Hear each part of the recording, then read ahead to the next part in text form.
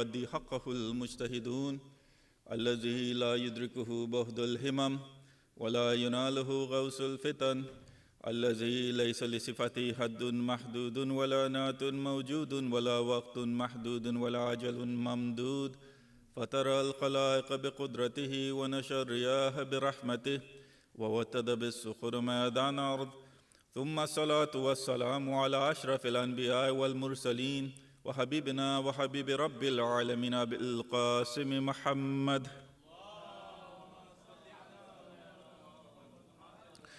وعلى أهل بيت الطيبين الطاهرين واللعن على أعدائهم أجمعين من أول يوم ظلمهم إلى قيام يوم الدين أما بعد فقال الله سبحانه وتعالى في كتابه المبين وقوله الحق بسم الله الرحمن الرحيم إن المتقين في جنات وعيون صدق الله العلي العظيم.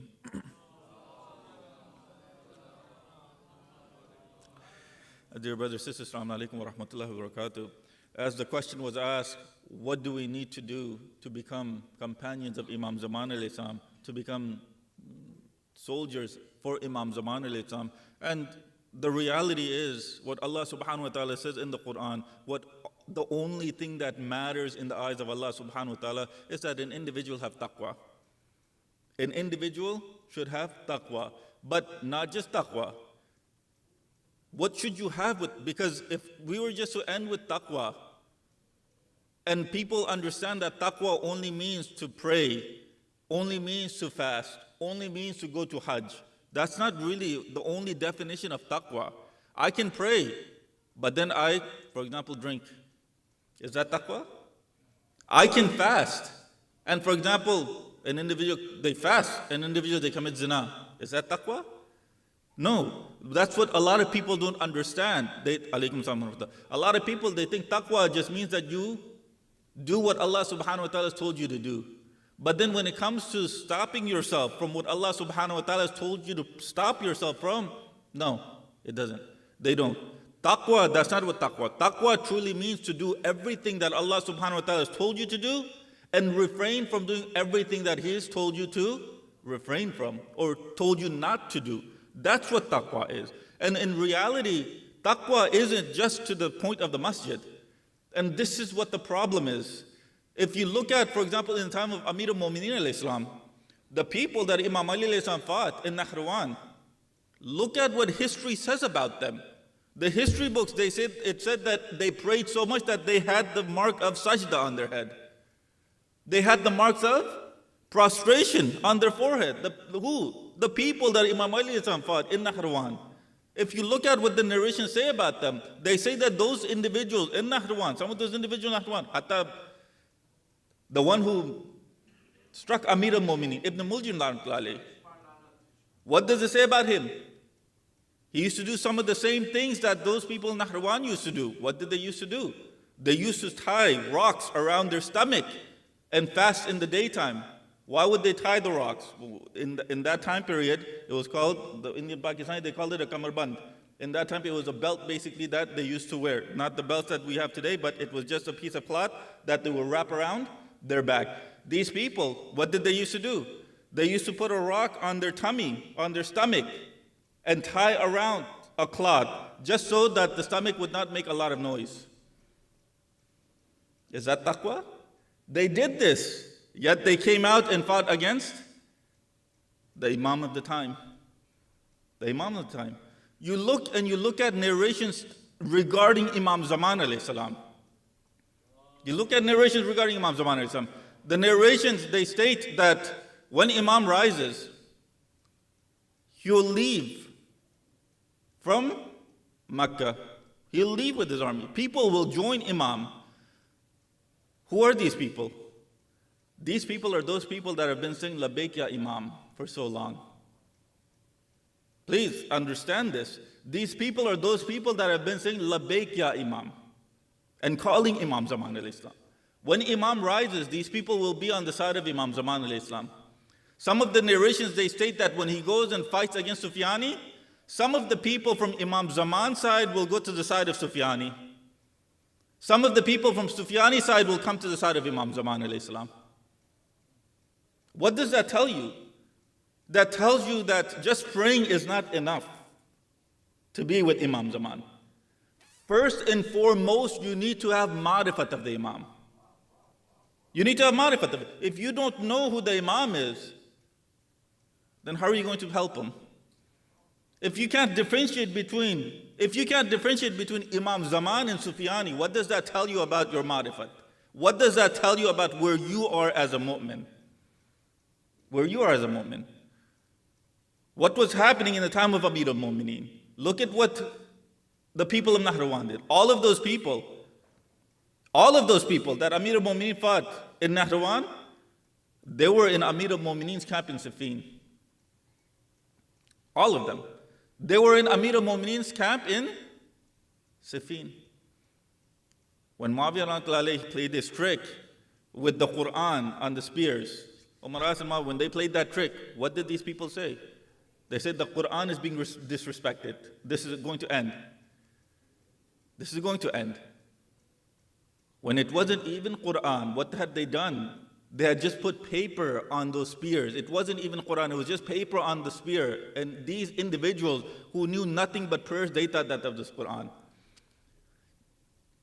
Even if that was Quran, that's Quran as-Samit. Quran al-Natiq has told them to fight. The speaking Quran has told them to fight. Yet, what did they do? They come back. What did they do? They spread fitna in the camp of Amir al-Mu'mineen. In the camp of Amir al-Mu'mineen. Amir al-Mu'mineen, this is something that everyone needs to understand. Amir al-Mu'mineen left them alone. When they split, Amir al-Mu'mineen left them alone. Do you know when he started fighting against them? They cursed Amir al-Mu'mineen, yes. They were against Amir al-Mu'mineen, yes. When was it that Amir al-Mu'mineen finally decided to fight them? Do you know? It was when these individuals, they were harming innocent Shias of Imam Ali alayhi salam. That was it. That's when Amir al-Mu'mineen decided that no, this can't go on now. These people, it's not that they just dislike me. It's not that they just have hatred towards me. But now that hatred has gotten to a point where innocent people are being hurt. That hatred has gone to a point where innocent people are being hurt. That's when Amir al-Mu'mineen took out his sword and he wiped them out.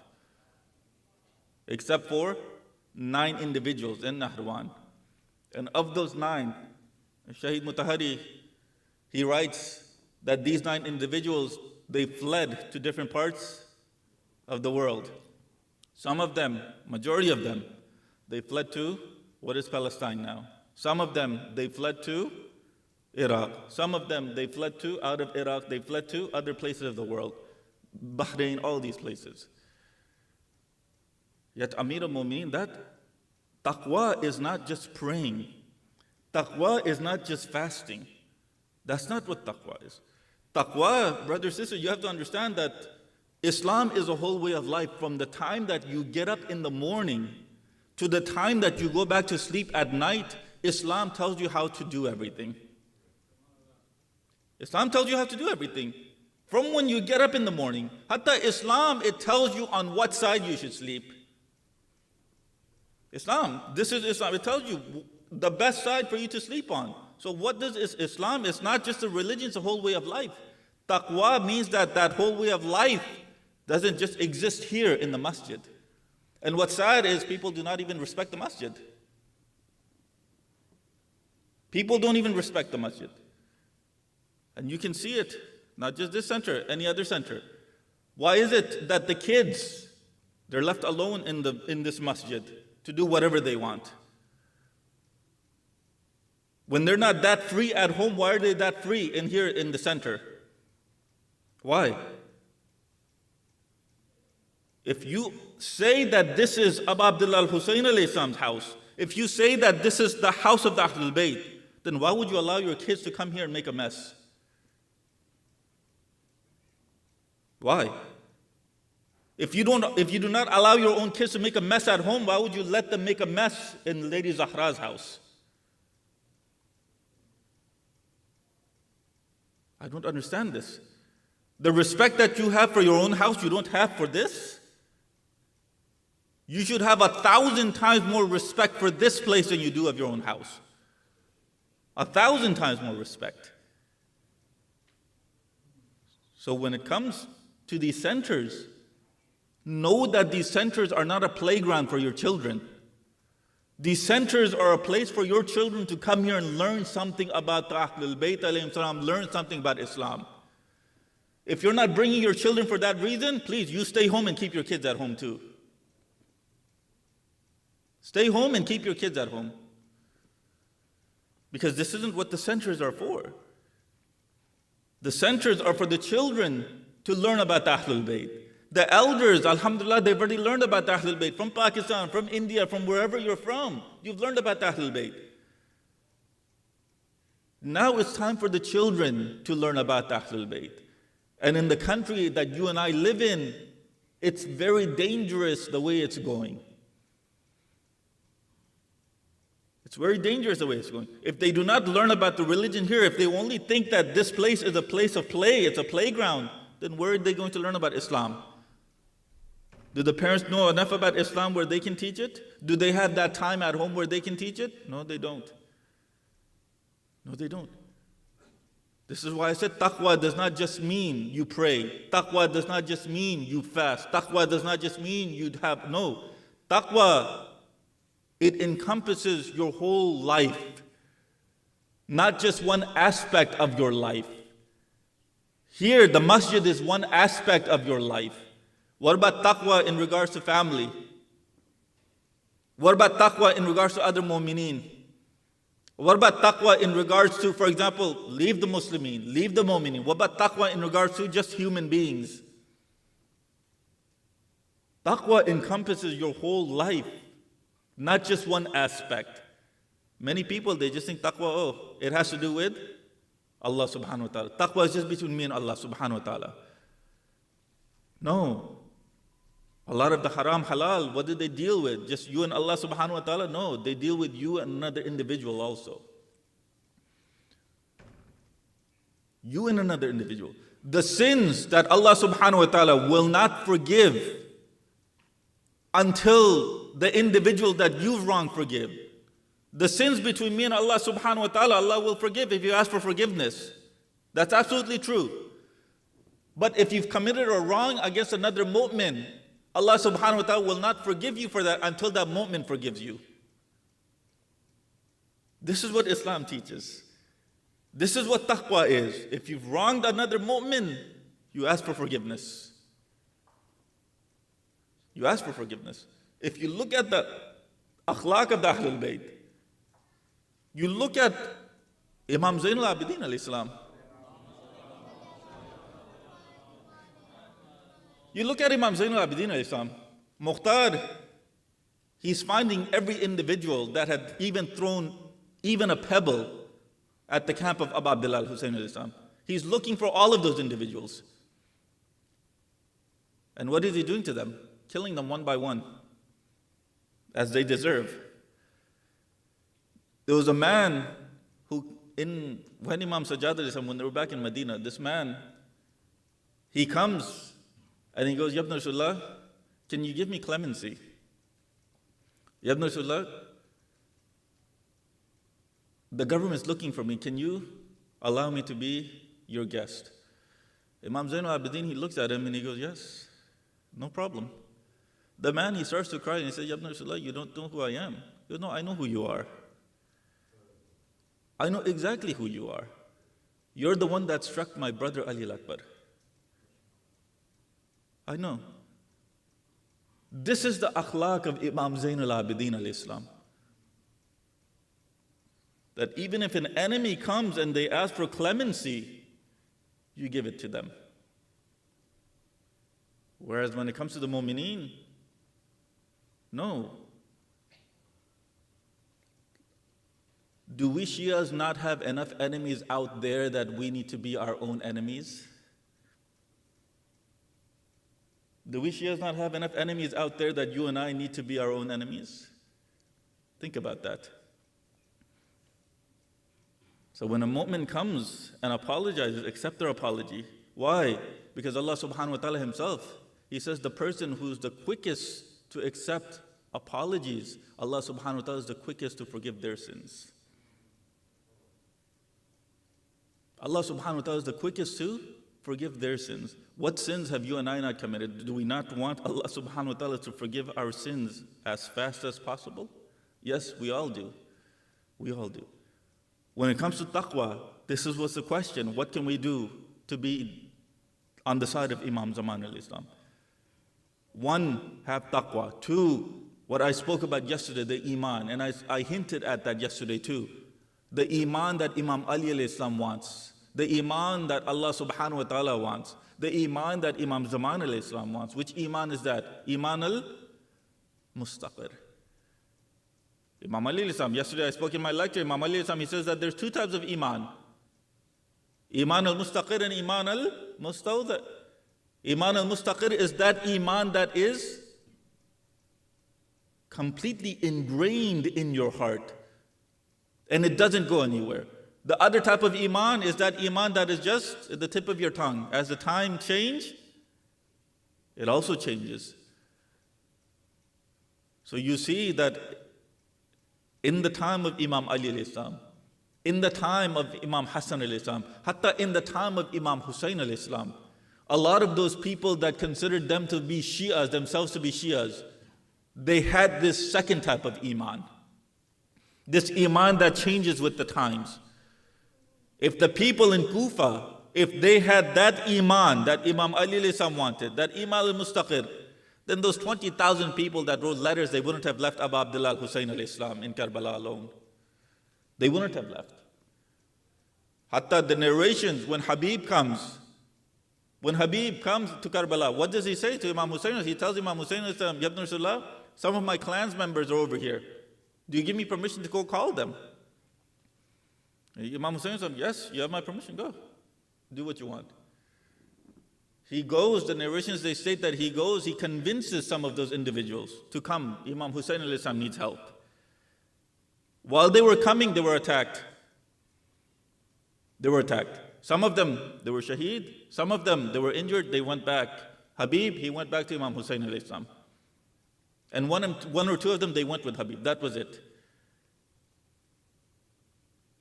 Look at the iman. The ones that were injured, they went back to their families. Habib, he goes to Imam Hussein alayhi salam. The ones that were shaheed, they were shaheed. That was it. Do you see the difference between iman there? The iman that Habib had, the iman that those companions of Imam Hussein alayhi salam had. You see that iman, not all the companions of Imam Ali alayhi salam had that iman. Not all the companions of Rasulullah had that iman. Not all of them. You don't find in any of the companions from Imam Hussein alayhi salam someone who died for a sword in Karbala, someone who died for the sake of a sword, someone who died for the sake of a shield, someone who died for the sake of money, someone who died for the sake of a horse, someone who died for the sake of a donkey. You don't find that amongst the companions of Imam Hussein alayhi salam. But you look at the companion of the Holy Prophet, you have someone by the name of Shahid al-Himar, someone who died for the sake of a donkey. Where was that iman? Where was that taqwa? It was just to the point of your tongue. Just to the point of your tongue. That iman should be so strong that it doesn't waver no matter what comes upon you. No matter what comes upon you. And when it comes to taqwa, the sad part is many people don't even know taqwa in regards to children, taqwa in regards to parents, taqwa in regards to neighbors, taqwa in regards to all of this. We don't even think about this. When we hear the word taqwa, we only think about what? We only think about the masjid. We only think about namaz. And that's truly it. We only usually think about, oh, this person is muttaqi. How do you know? He prays a lot. This person muttaqi, how do you know? He prays a lot. This person muttaqi, how do you know? He reads Quran a lot. He reads Quran a lot. In the time of Imam Sadiq alayhi salam, Allahumma salli ala Muhammadin wa ala Muhammad. In the time of Imam Sadiq alayhi salam, there was an elderly man. He became famous amongst the people that this person is muttaqi. Became famous. So Imam Sadiq alayhi salam, he said, okay, he follows him. And this man, he ended up picking, some of the narrations, they say that he took fruit without paying for it. Basically, he stole fruit. He goes a bit, 2, 3 steps, 4 steps, 5 steps, and then he gives that fruit to poor kid. This happens, Imam Sadiq alayhi salam, he asks him, what was that? He goes, what do you mean? He goes, you didn't pay for that. You didn't pay for that. And he goes, yes, I know. But I also gave it to a poor person. Imam, he goes, so what? This man is looking at the Imam. He doesn't know that that's who he is. He's telling the Imam that yes, by me stealing that fruit, Allah subhanahu wa ta'ala wrote one sin for me.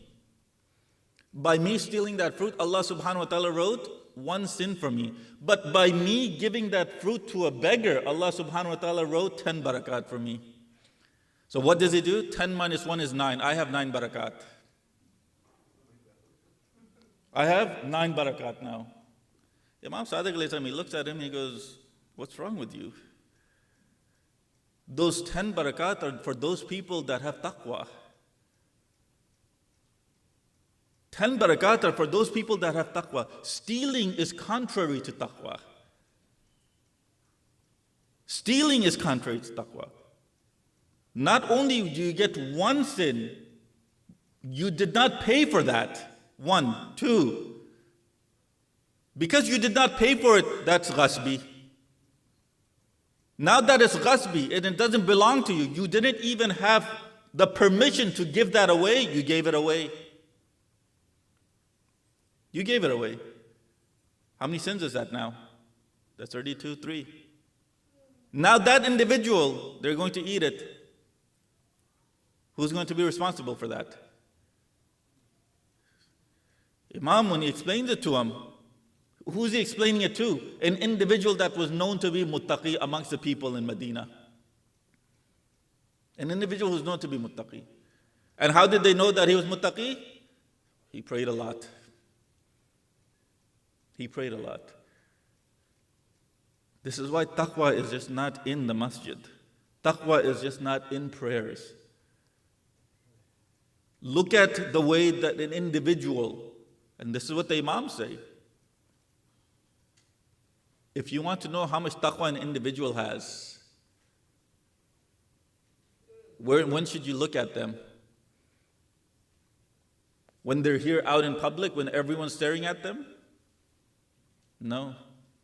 If you want to know how much taqwa an individual has, see how they are when they think that they're alone. See how they are when they think that they're alone. Why? Because just the fact that you and I think that we're alone, even though in reality we're never alone. Why? Because Allah subhanahu wa ta'ala is always watching. And when Allah subhanahu wa ta'ala is always watching, when we commit a sin, what do? We forget that we're not alone. We forget that there's someone always watching. And in that state of forgetfulness, what do we end up doing? We end up committing that sin. We end up committing that sin. A muttaqi would never forget that yes, Allah subhanahu wa ta'ala is watching them. A muttaqi would never forget. So if you want to know how you can be a companion of Imam Zaman alayhi salam, if you want to know how you can be a soldier of Imam Zaman alayhi salam, have the ma'rifat of the Imam. Have the ma'rifat of the Imam. How will you get that ma'rifat? By having taqwa. By having taqwa.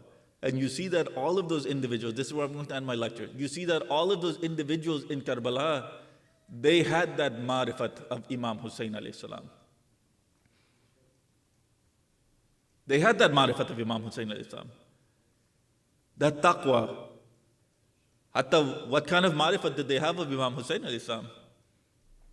What did, for example, some of those companions, it's the night of Ashur, Shab Ashur, Laylatul Ashur. Lady Zainab, she's asking Imam Hussein, oh my brother, have you tested your companions to see if they will truly sacrifice themselves? She's asking Imam Hussein al-Islam this. The narrations, they state that Habib, he overhears this conversation between Lady Zainab ibn Imam Hussein al-Islam. And Habib, he comes back to the camp of the Ansar and he tells them all, "O Ansar, O people,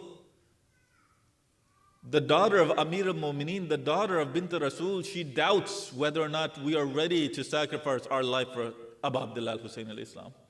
Come, let's give her an answer." Marifat of the Imam. What do some of these companions say?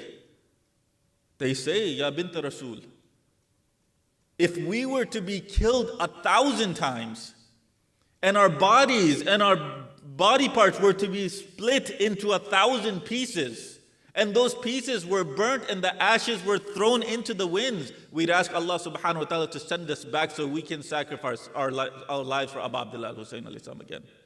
We do this 1,000 times over." The companions of Imam Hussein al-Islam. This is the iman they had in regards to the imam of the time. This is the iman that you and I should have in regards to the imam of our time. That the enemy can do whatever they want to our body. They can kill us, they can destroy us, they burn our bodies into ashes and scatter those ashes. Yet we still pray to Allah subhanahu wa ta'ala, "Allah, send us back so we can do the same thing for the imam again." So we can do the same thing for the imam again. If you want to know how much taqwa they had, Imam Hussein al-Islam, he's showing everyone of his companions, this is your place in Jannat. This is your place in Jannat. This is your place in Jannat. He comes to Mullah Abbas. Mullah Abbas, don't you want to see your place in Jannat? What does Mullah Abbas say? Mullah, my Jannat is wherever you're at. Mullah, my Jannat, you're here on earth, this is my Jannat. When you get up into the heavens, then that will be my Jannat. This is taqwa. This is ma'rifat of the Imam at its peak. And it was this individual, Abul Fazl Abbas alayhi salam. Ahl Muhammad, they were not afraid of anything. They did not worry about anything in Karbala. Until when? Until Abul Fazl Abbas alayhi salam was still alive. They didn't worry about anything. Why? Because they still knew that they had, for example, they knew that they had their uncle. Some knew that their brother was still alive. Some knew that their uncle was still alive. So they didn't worry about anything. But as soon as Maulana Abbas left this world, that's when the musibah, that's when the masa'ib, they end up happening for the Ahlul Bayt alayhim salam. Sallallahu alayka ya Rasulallah. Sallallahu alayka ya Amir al-Mu'mineen. Sallallahu alayki ya Siddiqatu Fatima. Sallallahu alayka ya Hasan al-Mujtaba. Ya Hasan al-Mujtaba. Sallallahu alayka ya Gharib al-Ghuraba. Ya Aba Abdullah al-Hussein.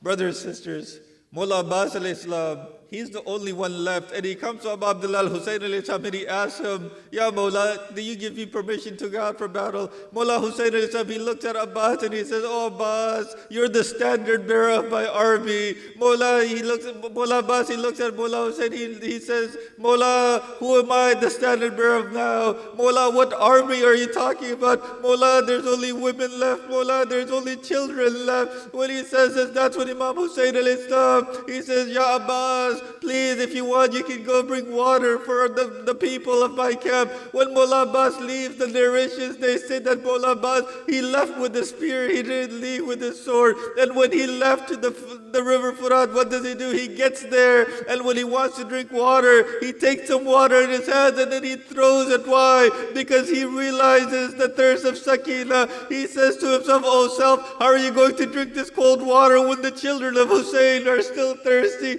He throws that water down, and as soon as he throws that water down, he fills the mush cup with water and he heads back to the tent. And while he was going back to the tent, one of the enemies, they strike at the right arm of Abul Fazl Abbas alayhi salam and they sever it. And then another enemy, he strikes at the left arm of Abul Fazl Abbas alayhi salam and he severs that. What ends up happening is that Maulana Abbas, when there was an arrow shot in Maulana Abbas's eye, that's when he falls from that horse. Can you imagine how Maulana Abbas, he fell from that horse? Usually when you fall, what do? You use your arms as cushions. So why? So you block your face from getting hurt. When Maulana, he fell from that horse, he had no arms, so you can imagine how he fell from that horse. When he falls down from that horse, there's another individual. What does he do? He comes from the back and he strikes Maulana Abbas in the back of the head. That's when Maulana Abbas, he called out for one last time, Ya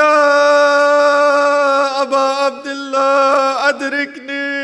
When he says this, that's when Maulana Hussein, his whole life, what was he hearing? He constantly heard, Labbaik Ya Hussein, Labbaik Ya Hussein. This was the first time where Maulana Hussein, he was saying, Labbaik Ya Abbas, here I am, Ya Abbas. Maulana Hussein, he gets to where Abul Fazl Abbas is. Maulana Abbas, he doesn't know who's there, so he asks, who are you? That's when Maulana Hussein, he puts Maulana Abbas's head on his lap and he says, Ya Abbas, it's me, Hussein. Maulana Abbas, he says, Ya Maula, can you do me a favor? Maula, I heard that when I was born, that I looked upon your face when I was born. Maula, one eye, it has blood. Another eye, it has an arrow in it. Can you wipe out the blood with your hands so that I can look at your face? Ya Maula, if I had my own two arms, I would not have asked you to do this. Maula Hussein, he wipes that and he tells Maula Hussein, Ya Maula, I have two other wishes that I want you to fulfill. My first wish is that you took all of these bodies back to the camp, but I want you to leave my body here. Why? Because I had made a promise to Sakina that I'd bring her water and I cannot fulfill that promise and I don't want to go back there. Imam Hussein says, Ya Abbas, I will fulfill that wish. And that's when Maulana Abbas, he says, Ya Maulana Hussein, can you fulfill another wish? All the people that come to visit me, I don't want them to go back from here empty-handed. That's when Maulana Hussein, he says, Maulana Abbas, I will fulfill that wish to the people that will visit you. They'll come and get something from your doorstep. That's when Maulana Hussein, he comes back with the alam. When he comes back with that alam, Lady Sakina, she thinks that it is Abul Fazl Abbas alayhi salam that's coming back. But when she sees her father, she looks at him and she says, oh father dear, Aina al-Ammi, where's my uncle, where's Abbas? That's when Lady Zainab, she comes out of that tent and Imam Hussein alayhi salam, he says to her, oh my daughter Abbas, he's been martyred. And that's when Imam Hussein, he goes into the tent, and the narrations, they say that's when Imam Hussein knew the time had completely come. That's when Imam Hussein realized that he was completely broken. And that's when Imam Hussein, what does he say to Abbas? Abbas, now my back has been broken. Inna lillah wa inna ilayhi raji'un. Wa la'natullah ala qawm al-kafirin. Matam Hussein.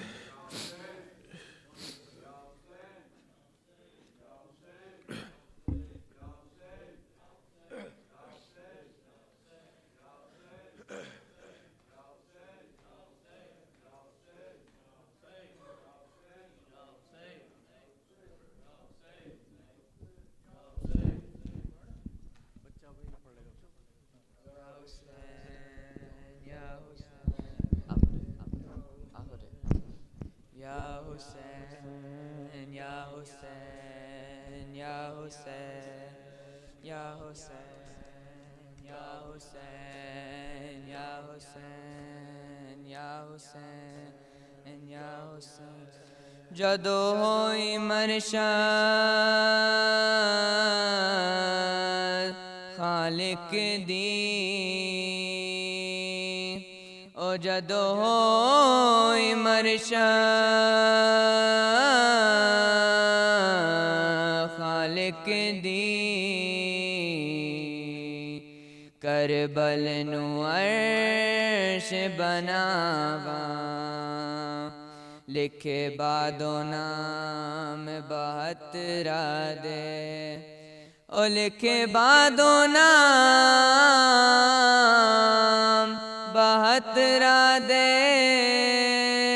रब लिखे पहले मावा मावा Karbala दिया मावा मावा Karbala दिया मावा पुत्रा दिया लाशा रैया लब दिया बिच सहरावा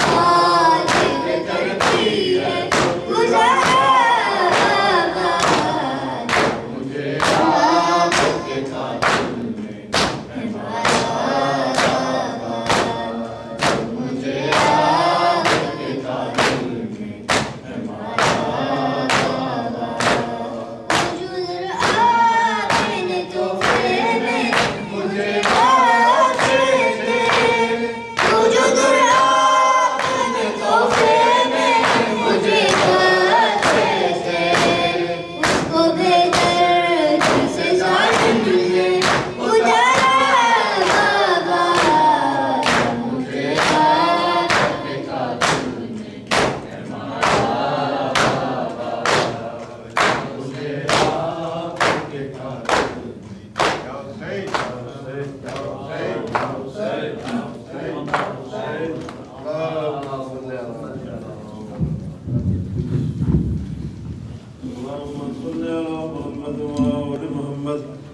السلام عليك يا نبي الله السلام عليك يا حبيب الله السلام عليك يا حجة الله السلام عليك يا رحمة للعالمين السلام عليك يا باعث الهدى ورحمة الله وبركاته السلام عليك يا أمير المؤمنين السلام عليك يا سوق الدين السلام عليك يا علي بن أبي طالب عليه السلام السلام عليك يا بنت رسول الله السلام عليك يا فاطمة الزهراء وسيدة نساء العالمين السلام عليك يا أبا محمد حسن المجتبى عليه السلام السلام على الحسين وعلى علي بن الحسين وعلى أولاد الحسين وعلى أصحاب الحسين خصوصا أبو الفضل العباس بن أمير المؤمنين عليه السلام السلام عليك يا محمد بن علي عليه السلام السلام عليك يا جعفر بن محمد عليه السلام السلام عليك يا موسى بن جعفر عليه السلام السلام عليك يا علي بن موسى عليه السلام السلام عليك يا مولانا غريب الغرباء السلام عليك يا معين الضعفاء والفقراء السلام عليك يا شمس الشموس انيس النفوس ايها المدفون بهذه القروش السلام عليك يا محمد بن علي عليه السلام السلام عليك يا علي بن محمد عليه السلام السلام عليك يا مولانا صاحب الأسر والزمان اللمان اللمان اللمان من فتنة الزمان السلام عليك يا خليفة الرحمن السلام عليك يا شريك القرآن السلام عليك يا إمام الإنس والجان أجل الله تعالى فرجك وصار الله تعالى مخرجك وظهورك ورحمة الله وبركاته اللهم صل